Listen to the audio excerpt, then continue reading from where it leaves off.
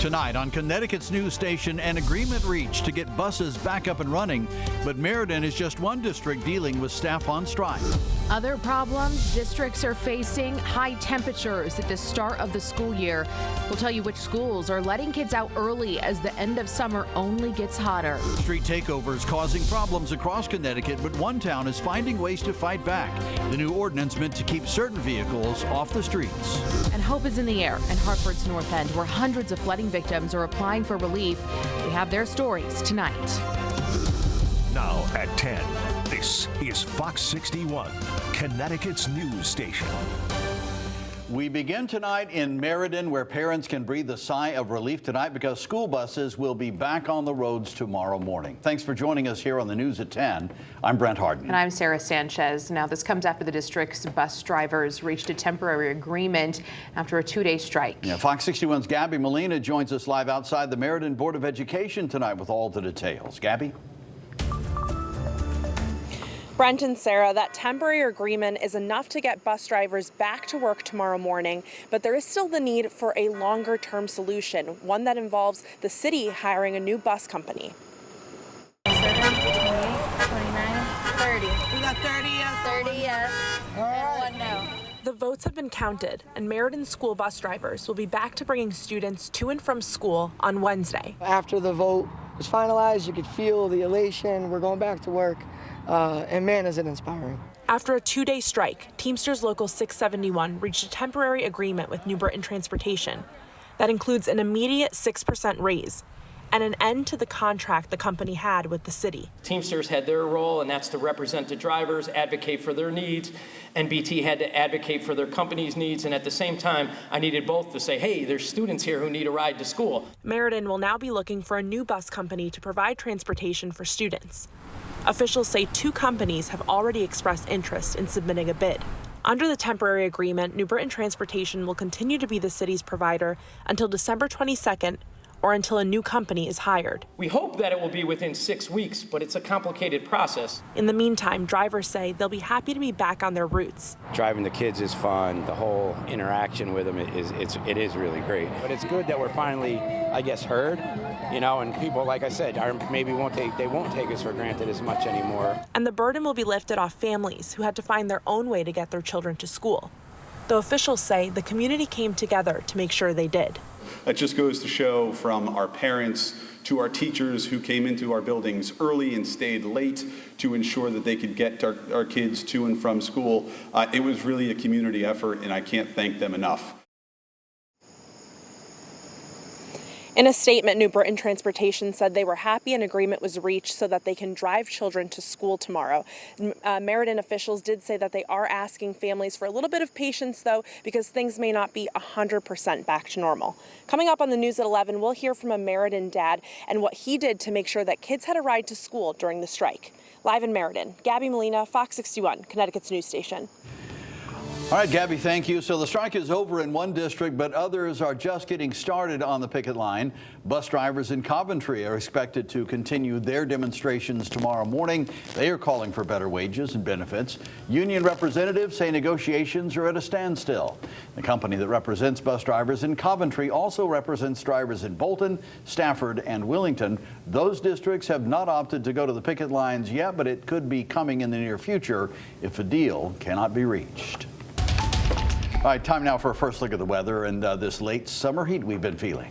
I know. Let's check in with Chief Meteorologist Rachel Frank. Rachel, it is so warm out there for this hour. It feels like the middle of summer here to start off the month of September. We are day one in the 90s, and I think we have 2, maybe 3 more to go before we end up finishing things off. So the heat, the humidity sticking around. We're in this for quite a while before temperatures get back closer to average for this time of year. And there's a heat advisory in effect for much of the state, at least away from the Connecticut shoreline, with a heat index, how hot it feels when you combine the heat and the humidity, between 95 to up near triple digits in the afternoons. Right now, we're looking at temperatures in the 70s to right around 80 degrees. That was our high temperature towards the end of last month, and the dew points are sky high. We're in that tropical category all across the state, so feeling a little bit like an evening in Florida out there right now. Low temperatures tonight settling back towards 70. There could be some areas of patchy fog to start off the day, especially in areas that started off with fog this morning.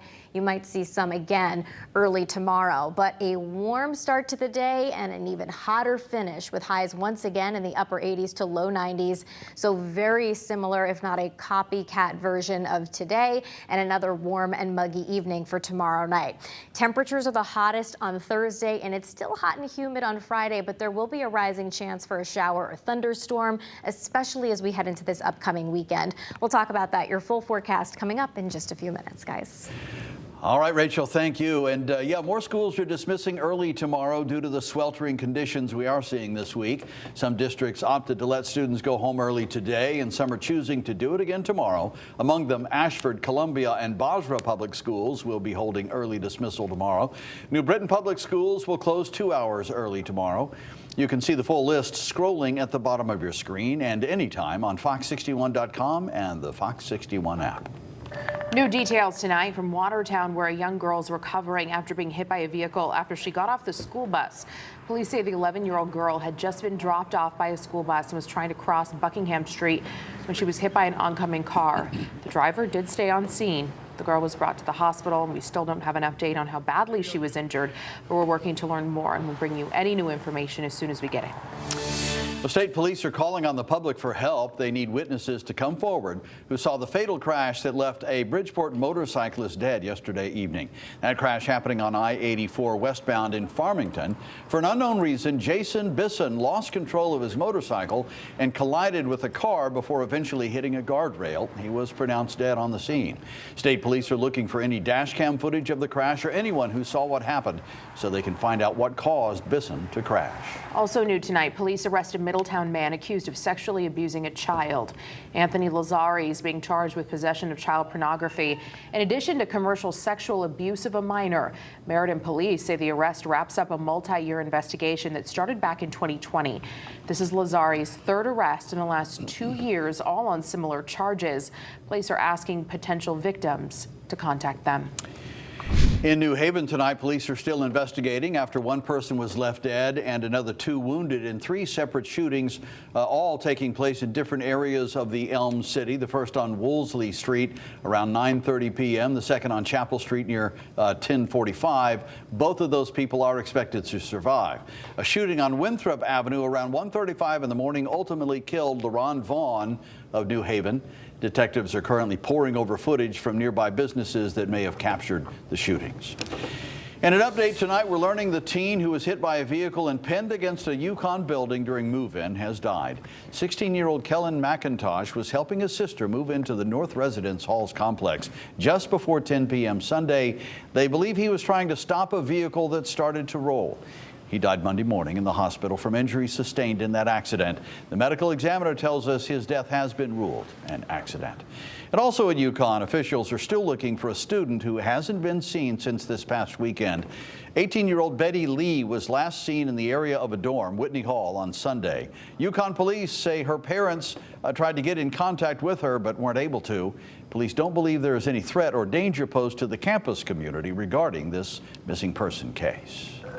New at 10 tonight, another local city strengthening the punishments on vehicles used in street takeovers. The city of Meriden held a vote on fines for off-road vehicles, and Fox 61's Jake Garcia is live from Meriden with an update for us, plus what locals are saying about this. Jake. Well, Sarah, the Meriden City Council voted unanimously tonight to pass an ordinance that would strengthen the fines of anyone who uses a ATV or dirt bike on city roads within city limits. Just the latest town in Connecticut to put efforts to try to crack down on street takeovers. Passes unanimously, Your Honor. Meriden City Councilor is approving a new ordinance to keep people from participating in these street takeovers and driving ATVs and dirt bikes on city roads. Listen, our hope, right, is to really crack down on the illegal bikes and ATVs that we see out there. Meriden PD's done a phenomenal job at making arrests. We just had, a few arrested just a couple of weeks ago. The ordinance bans the use of ATVs and dirt bikes on city streets, even allowing police the ability to confiscate and destroy them. We've seen individuals come back to scoop up the bike or the quad or the ATV and leave their friend, right? Because they want to keep the vehicle, because they know ultimately, if we get our hands on them now, we're going to destroy them. It would also increase fines for offenders, $1,000 for the first-time offenders, and a $500 increase for second and third offenses. It would also ticket passengers and owners of these vehicles. The council amended the city code to clarify this would only be enforced for these unlicensed vehicles on city streets and not for those being used on private property. We are very thrilled to hear that this ordinance was just passed. Residents praising the city council for passing the ordinance. It's just a matter of time before an innocent person is seriously injured due to the reckless manner in which these ATVs and dirt bikes are being driven. Meriden joins a growing list of cities like Hartford, New Haven, and Willimantic who have similar city laws, while asking state lawmakers to do something at the state level to help crack down on street takeovers. This is certainly, I don't think, going to fix everything, but if they know that the city of Meriden is cracking down on it, like some other communities are doing, and we could help vocalize our opposition to say, you know what, we're not going to tolerate it, I do think it'll help. Other cities across the state that have similar laws have seen a 30% decrease in street takeovers, so Meriden hoping for a similar result. Live in Meriden, Jake Garcia, Fox 61, Connecticut's news station.